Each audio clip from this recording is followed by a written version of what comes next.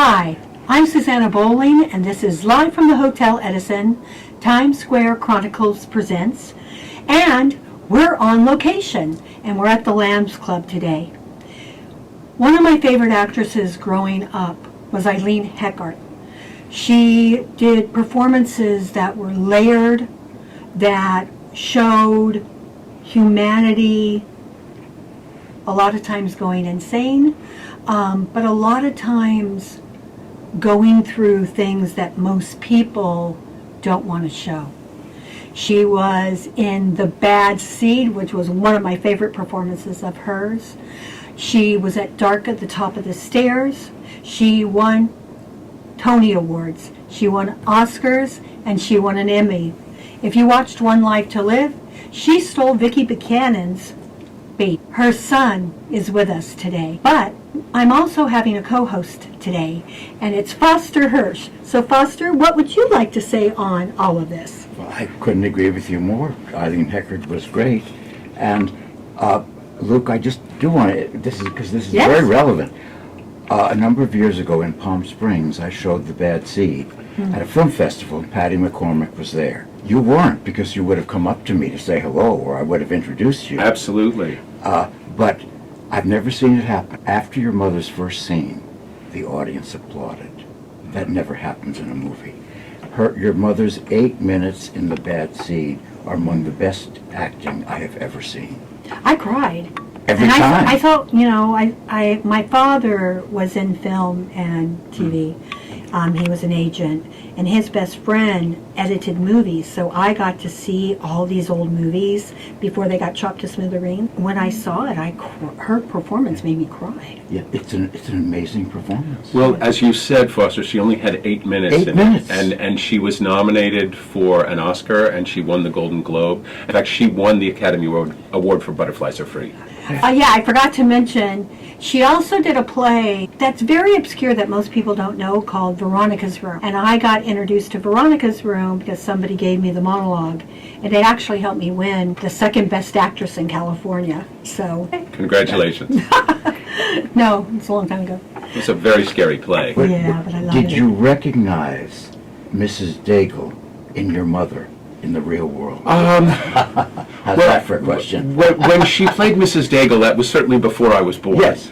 But You've seen it many times. Of course, many, many times.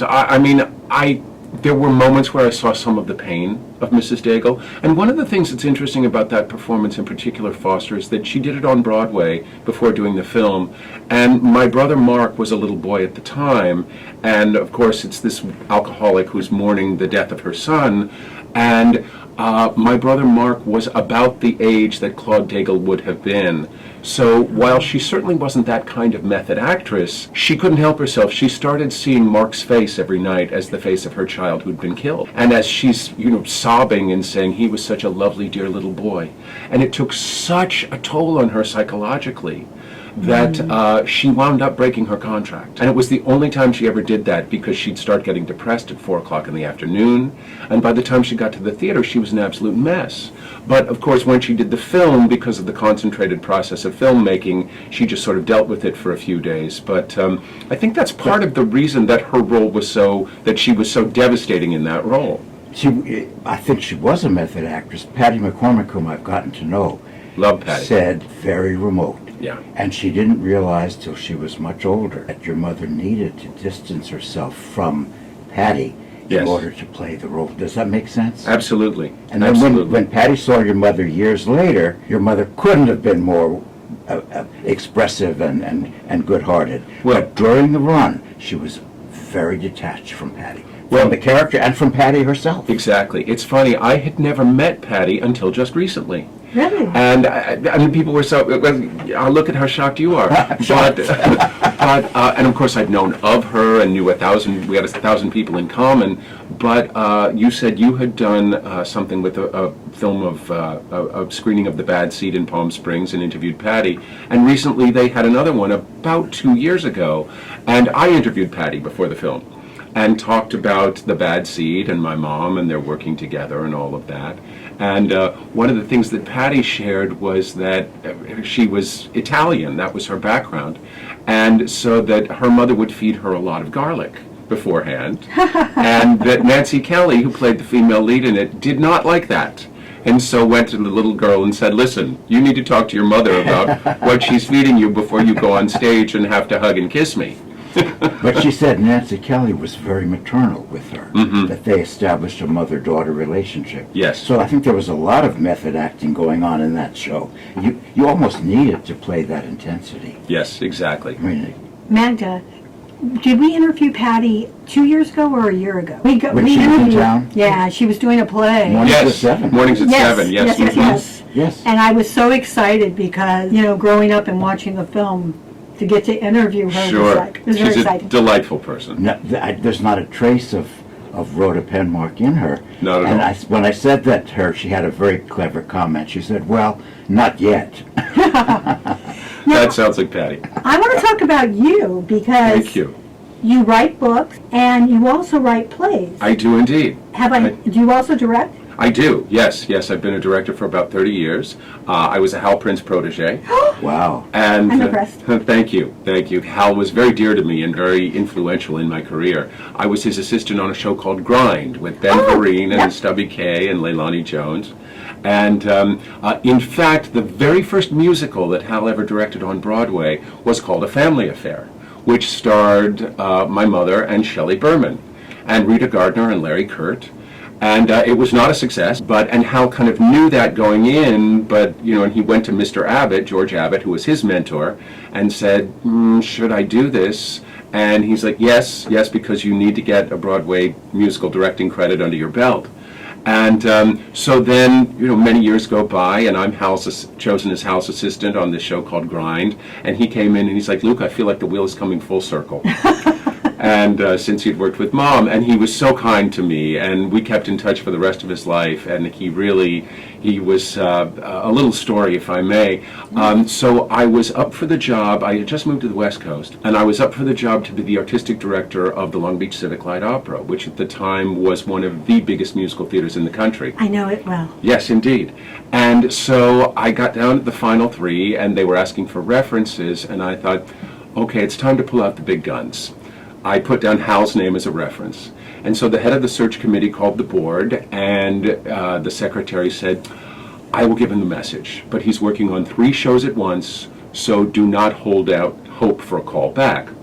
An hour later, he called the head of the search committee and said, to say nice things about Luke Yankee, I'm stepping out of rehearsal. Hire him. That's Hal. And that was Hal. That's He Hal. was so generous and so loving. And that was how called I back got the right job. away, everybody. Yeah. The office was always open. When you were working at Long Beach, what shows did you do? Let's see. The first one I produced was The King and I with George Takiris and Lee Merriweather. I directed and produced a big production of Man of La Mancha with John McCook and Jana Robbins. Oh. Nightclub Confidential with Barbara Eden and Gary Sandy. And it was a great way to sort of, establish myself as a director on the West Coast. Writing a play and writing a book. What do you like better? How is it different? And what does each one give you? That's a really good question, Susanna. In terms of the actual writing process, they're kind of apples and oranges. Right. The reason I wrote my first book, my memoir, Just Outside the Spotlight, about my mom, my mother had these incredible stories. And you would love to hold court. And as a little boy, I would sit at her feet and just soak up these stories like a sponge, as she'd be sitting there with Teresa Wright or Mary Tyler Moore or Vivian Vance or, all these incredible people that she knew and had worked with. And so from the time I was very young, I knew I wanted to write a book about her. And she didn't want me to, only because she didn't think I could write a book that wouldn't be Mommy Dearest. Oh. And of course, we did not have that kind of relationship, nor would I write that kind of a book. And so I did write the book, and it's been very successful, and Mary Tyler Moore wrote the foreword to it, who was a dear family friend. But then in terms of writing the plays, I've written a number of them now, and that kind of, I wear so many different hats in the entertainment industry, as we all do, but that's the one that really feels like the shoes that fit the best at the moment. And Foster was gracious enough to come last night to a reading of a play of mine here in New York, a very somewhat naughty, irreverent comedy, a different kind of thing than the other things I've written. Deeply Irish. Deeply Irish. It's called The Jesus Hickey. And it's about this young Irish girl who goes out necking with her boyfriend, and she gets a hickey in the shape of Jesus. You take it from there. And I can say, because I was there last night, it's beautifully written. It has Thank a you. wonderful rhythm to it.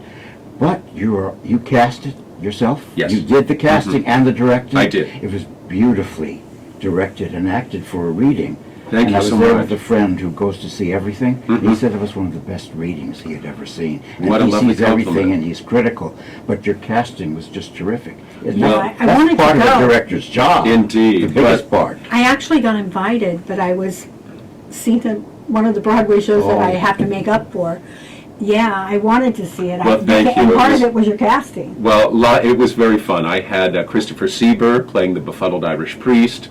I had Mark Kudish as the young girl's father, and Joyce Bulifant, who many of you remember from not only a number of things on Broadway. The Happiest Millionaire. Exactly. Oh, you remember her from Yes, that? the Paisley convertible on Broadway and other things I like saw the that. page. I told her, she was shocked. She said, we were less than 2 weeks. I saw it. My goodness, with Bill Bixby, exactly. And she actually lives in Palm Springs.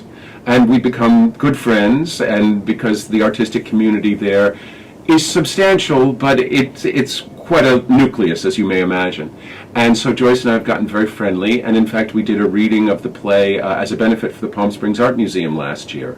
And she's absolutely hysterical, and as many of your viewers may remember, she has this sweet little tiny voice. And she still has it. She does, but in this And she's short, isn't she short? she is. She's a tiny little pixie, and she was playing the foul-mouthed Irish grandmother. And so, with that little tiny voice to be spouting these Irish obscenities was just hysterical. So Actually, funny. it sounds kind of perfect. It's like a grandmother leprechaun. Kind of, yes, indeed, Suzanne. A very good way of saying it. Yes. And it's one act, right? You didn't, It is. You, It's one- you didn't I- cut anything for last night, or did you? Well, actually, it had been 2 acts originally, but because we did it in L.A. A while back with Harry Hamlin playing the girl's father, but this is the first time it had been seen on the East Coast, and so was really thrilled to have that incredible cast. And also, I'm also the head of playwriting at Cal State Fullerton, and I taught for a number of years at Chapman University, and so several of my students were playing the young people. So it was a Was it huge your thrill for student them. who played Yes. the young Agnes? That was one of my students She's- from Chapman. she's terrific. Her name is Samantha Borthwick, and she is a wonderful young actress. Terrific. Yes, So exactly. both your young people have And Connor careers. Pierce is also one of my students, and the young lady playing the narrator, Kyla Stone, I knew she was going to be a star from the minute I directed her as Rodney Coleman in Avenue Q at Chapman, and she's currently, she did the national tour of Anastasia, playing Anya, and right now she's in Great Gatsby on Broadway, and covering the role of Daisy, and she's in the ensemble, and she's going to be a huge star, I know that. But what a thrill for these students to be working with people like Christopher Sieber and Mark Kudish and some of these people who are barely out of school, you know. But the young they're ones were on the awesome. same level. Yeah. That's amazing because Christopher and Mark They're so experienced. and Christopher can play anything. He Anything. really can, Anything. and he's such a comedian. I mean, my goodness, he was just hysterical Wait, playing. did you see him in Shrek?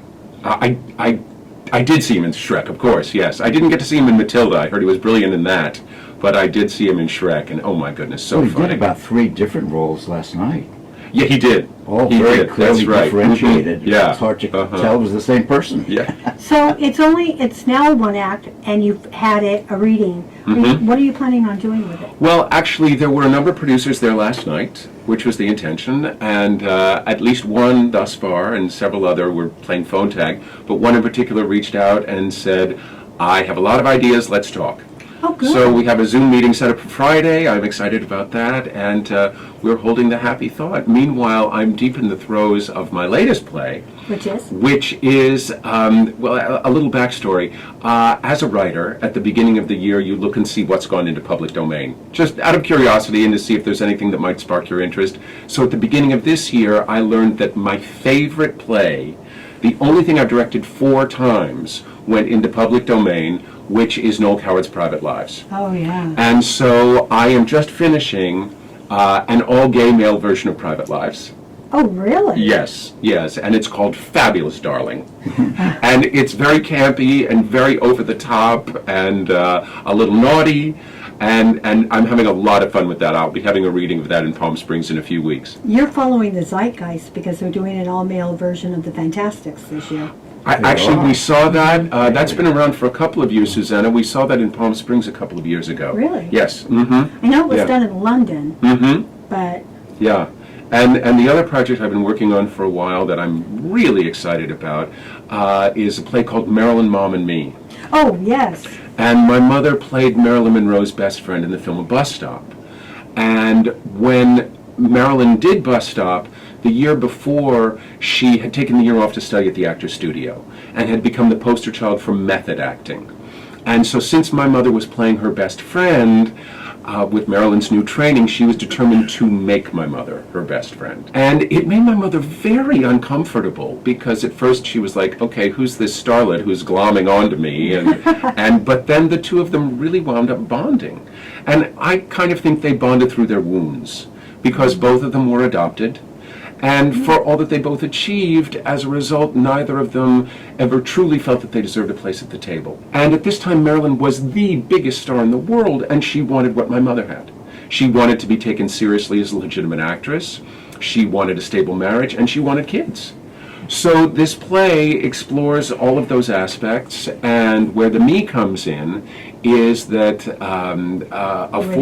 well, I wasn't really, because Bus Stop was before I was born, but a 40-something Luke, which was played by Anthony Rapp in the last New York reading, realizes early on that his mother is dying of terminal cancer, and he wants to get at some basic truths about their relationship before she dies by unraveling her intense friendship with Marilyn Monroe during the shooting of Bus Stop. So it goes back and forth between 2000, when my mother was ill, and 1956, when they were shooting Bus Stop. So it's double focus. It's about you and your mother and Exactly. Marilyn And your Marilyn, mother. exactly. And your mother is the central Yes, figure. precisely. So it's Precisely. a three-way mirror. Yes, it is indeed. And I must say, I'm very naked in this play because I sort of went there, warts and all. You know, it's I'm extremely vulnerable in this.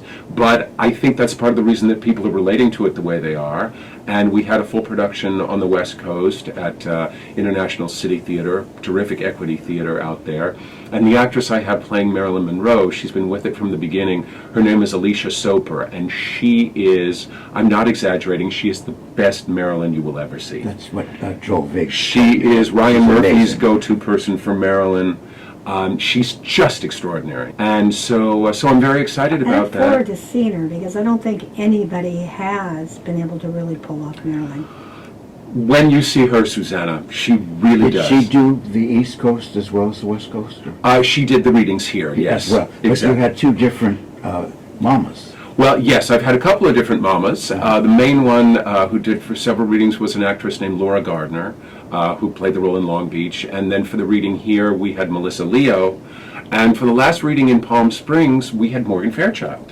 Who's nothing like your mother. Nothing like that, but she was wonderful. She was. We were all shocked at how much she captured my mother and the toughness. And Morgan is a dear friend because I directed her in an off-Broadway play with John Davidson back in 2000 called High Infidelity, and we've remained friendly since then.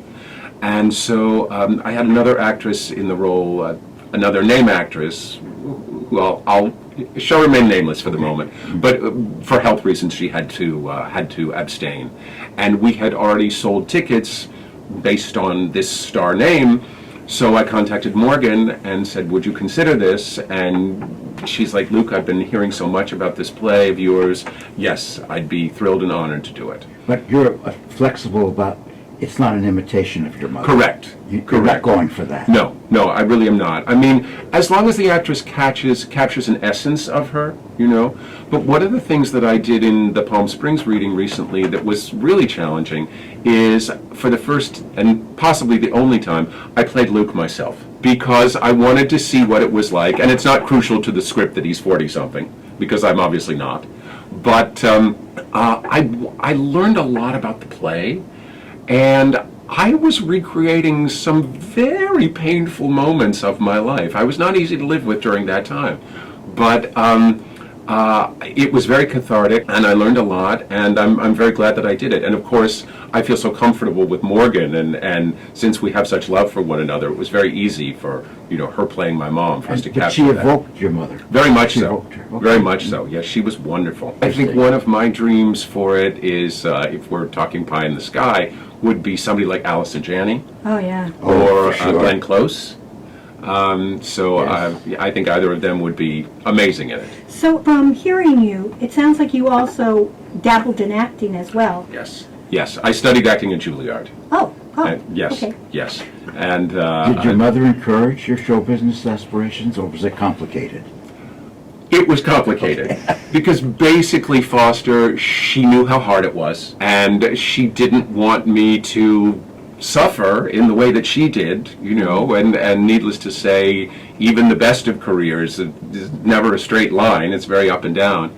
So she kind of discouraged me at first, but then when she saw that I was serious, she was very supportive. And not only was she supportive, but it was a bit of an apprenticeship, because from the time I was doing children's theater in the basement of the YMCA at age 12, she would come to see my performances and critique me like I was Laurence Olivier at the Old Vic. Yeah, it had its moments, but I learned a great deal, and it definitely toughened me up for the business, and was kind of a good primer for Juilliard, where they were very tough on me, as they are on everyone. But you're in college, and very unusually, your mother graduated from college.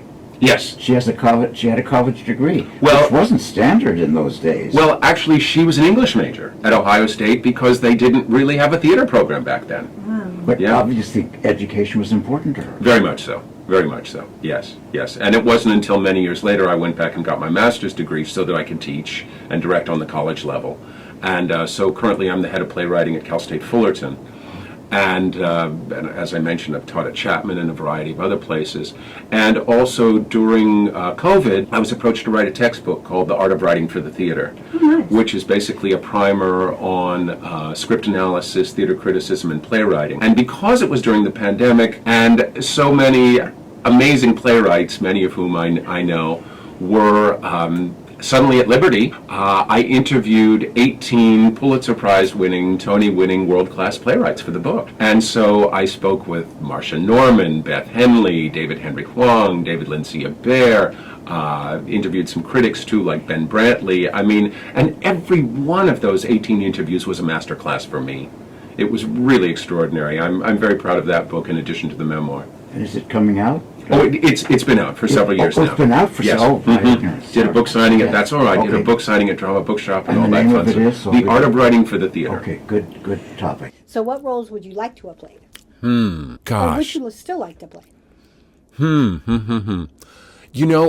I don't really think so much about my acting hat anymore because I'm really happy in the directing and playwriting. And teaching too? You're And still teach- teaching? Yes, You're yes, still definitely. teaching. I have 155 students online. Online? Yes, and final exams are Online? coming up, so that's going to be a lot of grading to do. Oh my God.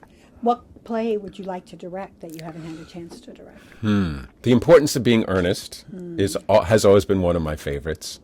That one definitely leaps to mind. Oh gosh, Did you see the Caribbean version at the National Theater of I did Importance? not. Oh, was that the recent one? Yes. Yes, that they filmed. I haven't had a Yeah. chance to see It's- that it's- yet. It's very lively. Oh, I've heard that. Yes. Yeah, actually, years ago, I was an assistant to Ellis Rabb, and of course, he was famous for playing Lady Bracknell. Oh, Yeah, he was and he actually directed Veronica's Room on Broadway. Yes, he did. Which you did, and which my mom did, of course. And it's so funny because I was assisting him on a production of Light Up the Sky at the Amundsen with Peter Falk and Nancy Marchand and Fritz Weaver and just an amazing cast. And Ellis was so great because I always thought he was the way a Midwestern housewife would depict a Broadway director. I mean, he had the long silk scarf, and he had the long cigarette holder, and, he talked like Yeah. this, And Peter Falk had to leave during the run of the show, and then it became clear that it wasn't going to come into Broadway. So the folks at the Amundsen needed another big superstar above the title for the last 2 weeks of the run. Right. Very difficult, very tall order to fill. And so Ellis and I were talking, and he would say, I mean, after all, I mean, how many superstars are there? I mean, there's Barbara Streisand, and there's Shamu the Whale, and they're both working. I adored him. Where would you like to see your career go next? Oh, goodness. That's a great question. I've reached a point, Susanna, where I'm going back and forth more and more between both coasts, and I love that. And I would love to have one of these plays done on Broadway or off Broadway, and just kind of continuing the bicoastal thing as a playwright and a director. And I think I've got a really good shot of getting one of these plays to New York. Wouldn't the Marilyn have wide appeal? She's so remembered, and people are still so fascinated by her. That's one of the few people that people remember. Everyone remembers her. Absolutely. Everyone remembers her. Right now, if you're looking at this season, all of the best plays are really off Broadway. Mm-hmm. The best things, the hardest category this year for the Tonys, I think, is revival of a play. I agree. Because there are so many good revivals of plays, but we don't really have any good plays. I mean, The Ballisters is a good play. The Fear of 13 is a good play. But it's nothing like Leopoldstadt. Right. Or something. There was a play downtown called Dada that was amazing. I heard about that. That was good. Yeah. That was very good. Kyoto at the Public. But you're talking Kyoto, The Fear of 13, Oedipus, Giant, which I don't think is a good play. They were all up for the same year for the Olivier Awards. Yes. Wow. Mm-hmm. That's impressive. But you have an inside with the Marilyn show because of your mother, and from a different take. Well, the thing that's so interesting about it, Foster, is that with everything that's been written about Marilyn Monroe, there is very little about her relationship with another woman, and especially another woman who was a peer. I mean, of course, there are things about Susan Strasberg, who was like a sister to her, or Paula Strasberg. Or Paula Strasberg, of course, or Natasha Lyonne, who was her, I think that's her name, who was her acting coach. But very little. Natasha Lytess. Natasha Lytess, thank you. Natasha Lyonne was in Orange is the New Black. Thank you. Thank you for correcting me. But I had the Natasha part right. Did your mother ever tell you what she thought of Marilyn's performance in Bus Stop? Because I just saw it recently, actually, to prepare for our little talk today, and Marilyn is extraordinary. She is extraordinary. Role. That may be her greatest performance. A lot of people think so, Foster. But, one of the things that made me want to write this play is that for as much as my mother loved to hold court, as I mentioned earlier, she would always clam up when it came to talking about Marilyn. And if someone would push her, like at a party or something, say, Eileen, what was it like working with Marilyn? Ultimately, within a matter of minutes, she would burst into tears. And my mother was known for being such a hard-boiled, tough customer and, took no prisoners, that I knew there had to be something really deep there. And apparently Eli Wallach was the same way. He would not talk about Marilyn. And there was something about her that affected people just on a very deep level. And that's one of the things that I explore in the play, Marilyn, Mom and Me. It's like, was it that she wanted to take care of her? Was it that she knew that she couldn't save her? But also, Marilyn's 100th birthday is coming up on June 1st of this year. And so there's going to be a lot of even greater interest in Marilyn coming up. This is a perfect time for your show. Do you want to direct this show? Or I have been directing it thus far, yes. But on Broadway, do you want to? I would love to. Because I would say I would get like David Cromer involved in it. I would get MTC involved in it. Yeah. I think those are your best bets to get it quicker, sooner, faster. It's really sad when the hardest decision for a Tony is going to be which revival of a play is going to win. Right. It should be what play is going to win, what musical. But this year, they're either from other sources like film. Yes. Or they don't exist. Mm-hmm. Yeah, it's true. But thank heavens one of the really exciting things we saw recently we meaning my husband Don and me, is that there was I mentioned Anthony Rapp earlier, and we became friendly with him when he did the reading of Marilyn, Mom and Me, and he just did a play off Broadway called Touch. Saw it. It was fabulous. Incredible. And I mean, in one sentence, it's more complex than this, but it is a teacher who was falsely accused of molesting a student. And Anthony Rapp, and it was done in a tiny little space in the East Village, maybe 40 seats, and he sits in a chair for 90 minutes and does not move. And it's absolutely riveting. He was just brilliant in it. Two characters? Or no, just it's just one character. One It's character. a one-man show. And it was brilliantly written, too, which is what made me think of I it when you agree. mentioned that. It was a really, and as a professor myself, I mean, it was incredibly moving. Anthony was just brilliant in it. Foster, do you have anything to say? Well, I encourage the Marilyn play. I want to know a lot. I haven't seen it yet, but I have many questions about Marilyn. Thank you. And they've not all been answered. Right. And I knew Don Murray, who was the of longest course. surviving of Marilyn's co-stars. Yes. And he was not afraid to talk about Marilyn and told me plenty. Mm-hmm. But it was almost impossible to work with her. Yeah, well, I know they had a really tough working relationship. Yeah, yeah. But, Foster, my mother really had two sets of stories about Marilyn. One was about this woman who was incredibly difficult to work with, coming to the set late, not knowing her lines. And the other one was the set she could never tell without bursting into tears, about this woman who was so terrified of the next starlet who was going to come up and dethrone her. And that would have happened in the natural course of things. Exactly, but it certainly hasn't. I mean, just her staying power, maybe because of dying so young or something. Don Murray said none of what she did was out of meanness. Not at all. None of it. Not at all. No. But my mother would just start to cry thinking about this woman who was so desperate to be loved, desperate to have a child, and never really felt like she belonged. And that's one of the things we explore in the play that I'm very excited about. And that's what she brings to the part of Cherie and Bus Yes, Stop. absolutely. It is a brilliant performance, Oh, It I really agree. is. It's layered. isn't it? Yeah. That's what makes her so great. I think actors and people forget to be vulnerable. When I was acting, I used to be told, "You're like an onion.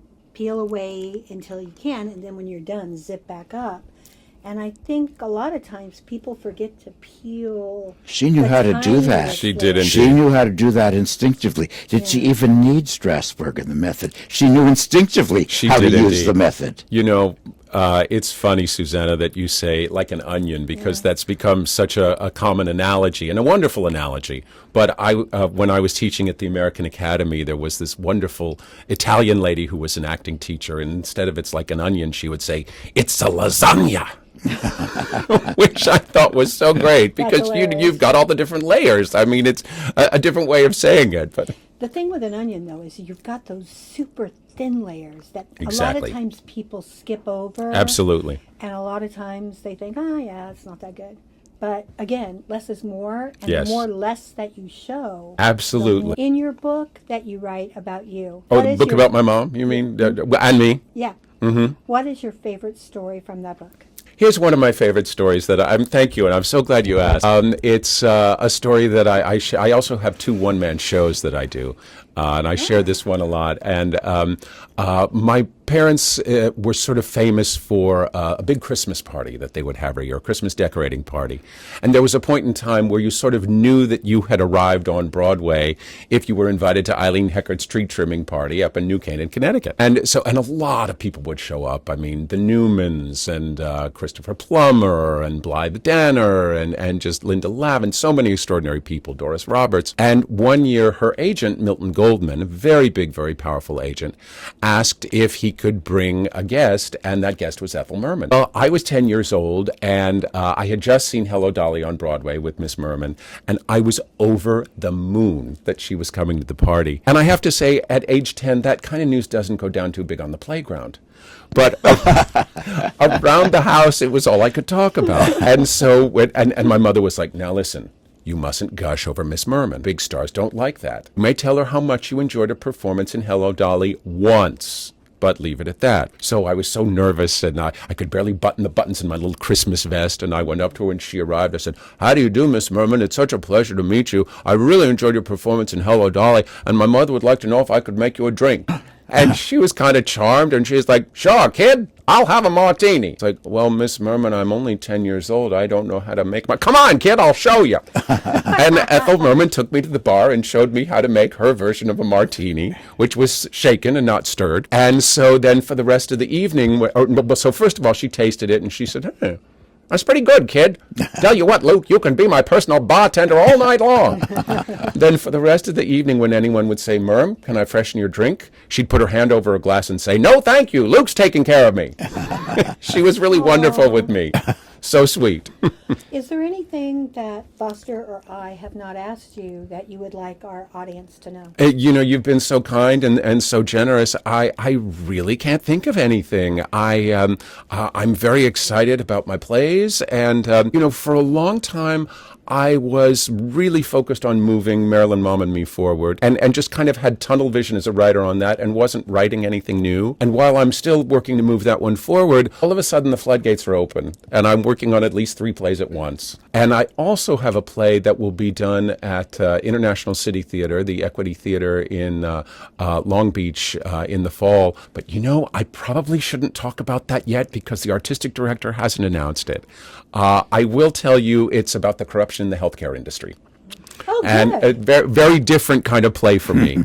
Not show business. Oh, I'm into that. And so, but again, I don't want to spoil the artistic director's thunder, so I probably shouldn't mention that yet. But a lot of exciting projects coming up. I also just finished doing a film series out in Palm Springs called Mom at the Movies, where I showed 8 of my mother's films and had guest speakers like Lee Remick's daughter, Kate Lee Manelian, and Matthew Kennedy, a film historian from San Francisco, and just that was really, really fun. And also the producer asked me to create an hour worth of shorts before each film, so I had to create 8 hours worth of shorts. And this was episodes of my mother and scenes from her on Hawaii Five-0 and Dr. Kildare and oh my goodness, Little House on the Prairie, and so many things. And so I feel totally steeped in her work after creating 8 hours worth of shorts. What were the films? I hope Miracle in the Rain. Miracle in the Rain was definitely care what in there. anybody says. I love it. Yes, and Somebody Up There Likes Me, the Rocky Graziano story, directed by Robert Wise. That's really a terrific film and very underappreciated, I think. Of course, Butterflies Are Free, for which she won the Oscar. The First Wives Club, which was her last film. Bad Seed, surely. Actually, I didn't show The Bad Seed only because since I had done the event with Patty McCormick not that long before, a lot of people were like, what, no Bad Seed?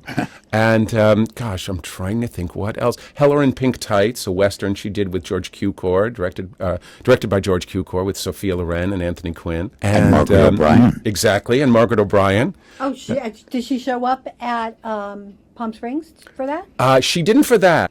Why haven't you approached like the 92nd Street Y with doing 8 nights of film for them?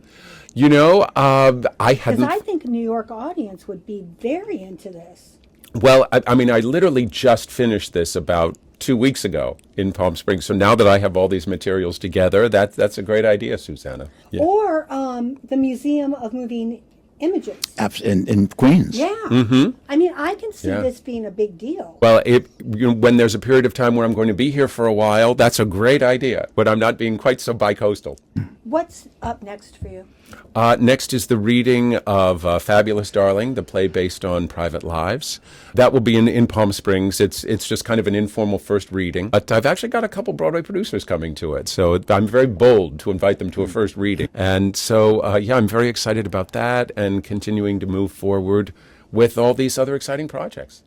We have been with Luke Yankee and hearing about his mom, Eileen Eckhart, but along with his work, which is more important because even though his mother is a legacy, he's the legacy now that is carrying on. I'd like to thank Magda Katz for filming us and always being there for us, for the Hotel Edison for putting us up in their TV screens and being a friend to us. I would like to thank Sam Atelier for doing my hair that I finally can walk out of the house and move. And most importantly, I would like to thank Foster Hirsch for being with us and being such a wealth of information when it comes to movies and theater. I'm Susanna Bowling, and this is Live from the Hotel Edison. Times Square Chronicles presents On Location at the Lambs Club.